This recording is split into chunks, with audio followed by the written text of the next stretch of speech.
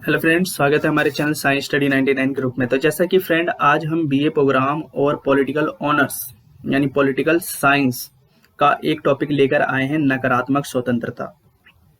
तो ये 20 मार्क्स का क्वेश्चन पूछ लिया जाता है, फर्स्ट ईयर में कई बार रिपीट हुआ है और जो हमारी वीडियो का जो पार्ट होगा वो 10वां पार्ट। देखा जाए तो कौन कौन से कॉलेजेस में सबसे ज्यादा ये क्वेश्चन रिपीट हुआ है, तो डीयू है, इग्नू है और सोल में सबसे ज्यादा बार रिपीट हुआ ये क्वेश्चन।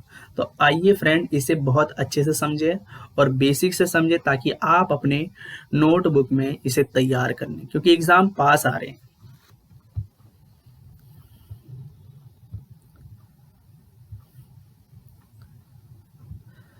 तो प्यारे फ्रेंड्स, अब हम बात करते हैं कि नकारात्मक स्वतंत्रता किसे कहते हैं। तो आपको ध्यान से सुनना और समझना भी है। नकारात्मक स्वतंत्रता स्वतंत्रता मानव जीवन की बहुत ही महत्वपूर्ण क्या है, विषय है। मानव अपने जन्म से ही क्या ले लेता है, स्वतंत्रता, और क्रियाशील और रचनात्मक जीवन भी जीता रहा है। इसलिए मानव अधिक से अधिक क्या चाहता है, स्वतंत्रता हासिल करना चाहता है। राज्य के निर्माण से पहले अगर देखा जाए तो आधुनिक अवस्था में व्यक्ति का जो जीवन था, स्वतंत्रता उस समय सुरक्षित थी ही नहीं। स्वतंत्रता उस समय देखा जाए तो सुरक्षित थी ही नहीं। इसलिए व्यक्ति ने क्या बनाया, राज्य बनाया। और राज्य के निर्माण से ये सवाल पैदा होता है कि व्यक्ति को कितनी और किस तरह की स्वतंत्रता दी जानी चाहिए।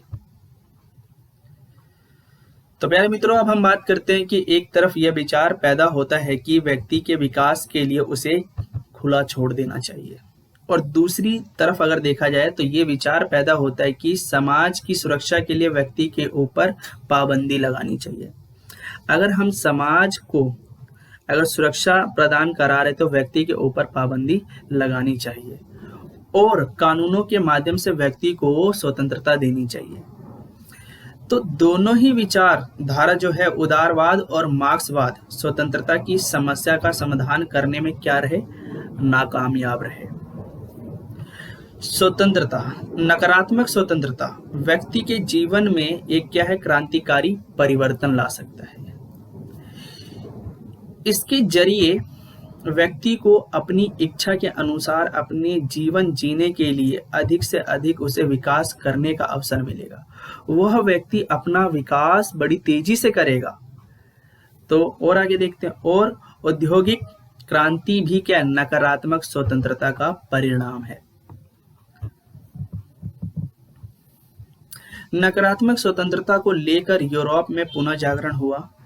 इस युग में विचारकों के द्वारा पता लगा कि मनुष्य क्या है, बुद्धिमानी क्या है, एक प्राणी है जो अपना हित और अहित खुद ही जानता है। इसलिए तो मनुष्य को खुला छोड़ देना चाहिए। यह विचार इतना लोकप्रिय हो गया कि लोग बंधनों का विरोध करने लगे, जिससे नकारात्मक स्वतंत्रता और ज्यादा पैदा हुई, बढ़ने लगी। तो प्यारे मित्रों, अब हम बात करते हैं कि औद्योगिक क्रांति ने भी क्या है, साबित कर दिया कि व्यक्ति स्वतंत्रता के वातावरण में अधिक से अधिक क्या चाहता है, वो अपना विकास करना चाहता है। एडम स्मिथ और मार्शल जैसे अर्थशास्त्रियों ने बंधनों का विरोध किया। इस तरीके से धर्म सुधार आंदोलनों से धार्मिक अंधविश्वास भी क्या थी, धीरे धीरे खत्म होते जा रही थी। अगर देखा जाए तो जो समाज में धर्म सुधार जो आंदोलन से धार्मिक जो अंधविश्वास था ना, वो धीरे धीरे खत्म हो रहा था। अब बहुत सारे लोग भी क्या, बंधनों का विरोध करने लगे, जिससे और ज्यादा नकारात्मक स्वतंत्रता को बढ़ावा मिला। अब हम बात करते हैं प्यारे मित्रों की नकारात्मक स्वतंत्रता का अर्थ क्या है। नकारात्मक स्वतंत्रता किसे कहते हैं, नकारात्मक स्वतंत्रता का मतलब क्या होता है, ऐसी स्वतंत्रता जो बंधनों के अभाव में दी जाती है, नकारात्मक स्वतंत्रता कहलाती है। नकारात्मक स्वतंत्रता की 3 मान्यताएं हैं। पहली मान्यता क्या कहा जाता है कि व्यक्ति क्या है, बुद्धिमानी प्राणी है जो अपने हित और अहित सब कुछ वो जानता है। और दूसरी मान्यता क्या है, सभी तरह के बंधन, चाहे वह सामाजिक रूप से हो या राजनीतिक रूप से हो, व्यक्ति के विकास में क्या है, बाधा पैदा करते हैं। तीसरा क्या कहता है कि राज्य की भूमिका सीमित होनी चाहिए। राज्य की जो भूमिका होनी चाहिए वो सीमित, क्योंकि राज्य की भूमिका और राज्य का जो हस्तक्षेप है वो व्यक्ति की स्वतंत्रता को कम कर सकता है या खतरा पैदा कर सकता है। इसलिए राज्य को सीमित होना चाहिए, ये बताया गया। अब हम बात करते हैं कि नकारात्मक स्वतंत्रता के गुण। हालांकि नकारात्मक स्वतंत्रता के बारे में बहुत से गुण भी है, जैसे कि नकारात्मक स्वतंत्रता में व्यक्ति को अधिकतम क्या दिया गया है, स्वतंत्रता दी गई है, इसलिए व्यक्ति अपना तेजी से विकास करता है। नकारात्मक स्वतंत्रता में हर व्यक्ति को अपनी इच्छा के अनुसार काम करने की आजादी होती है, जिससे समाज में नए नए क्या होते हैं, आविष्कार होते हैं और नए नए सुधार होते हैं। नकारात्मक स्वतंत्रता में हर व्यक्ति अपना विकास करता है, जिससे समाज का विकास अपने आप हो जाता है। और नकारात्मक स्वतंत्रता में हर व्यक्ति अधिक से अधिक संपत्ति भी हासिल करने की कोशिश करता है, जिससे राष्ट्रीय आय में भी क्या है, अपने आप बढ़ने लगती है। तो दोस्तों ये थे नकारात्मक स्वतंत्रता के गुण। नकारात्मक स्वतंत्रता के दोष, नकारात्मक स्वतंत्रता की बहुत सारी कमियां। तो प्यारे मित्रों, अब हमें यहाँ पे पढ़ना है कि नकारात्मक स्वतंत्रता के दोष, यानी नकारात्मक स्वतंत्रता की बहुत सारी कमियां हैं। इसी वजह से बहुत सारे लोग नकारात्मक स्वतंत्रता की क्या करते हैं, आलोचना। नकारात्मक स्वतंत्रता की आलोचना 3 आधारों पर की जा सकती है। पहला क्या है, दार्शनिक आधार पर, दूसरा क्या है, नैतिक आधार पर, और तीसरा क्या है, आर्थिक आधार पर। हम जानते हैं कि दार्शनिक आधार पर नकारात्मक स्वतंत्रता की आलोचना क्या है, ये किस तरह से की जाती है। नकारात्मक स्वतंत्रता के जो समर्थक कहते हैं कि व्यक्ति बुद्धिमान और क्या है, स्वार्थी प्राणी है, लेकिन आलोचकों का मानना है कि व्यक्ति क्या है, बुद्धिमान और स्वार्थी नहीं होता, बल्कि व्यक्ति के अंदर भावनाएं और संवेदनाएं होती है।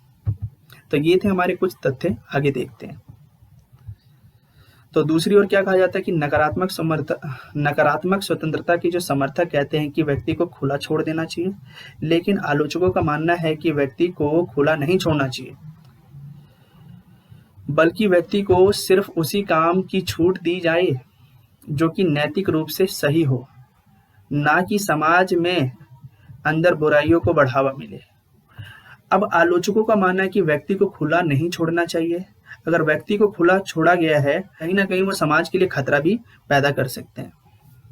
और तीसरा क्या कहा जाता है कि आर्थिक आधार पर नकारात्मक स्वतंत्रता की आलोचना की गई है।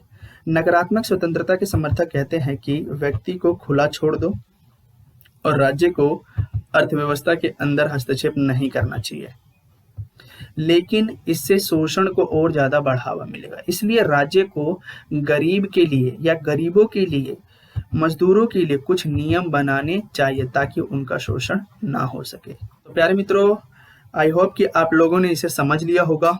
उम्मीद करता हूं कि आपने इसे बहुत अच्छे से सुना होगा और समझा होगा।